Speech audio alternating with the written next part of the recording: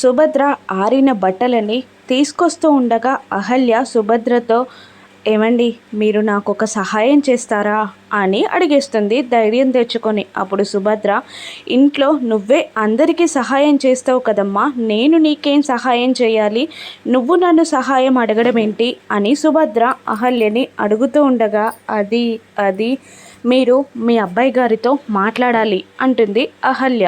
వాడితో నేనేం మాట్లాడాలమ్మా అని సుభద్ర అడుగుతుండగా, ఇంకొంచెం ధైర్యం తెచ్చుకొని, మీరు నాకు విడాకులు ఇయ్యమని మీ అబ్బాయి గారికి చెప్పండి అని అనేస్తుంది. దాంతో సుభద్ర షాక్ అవుతుంది.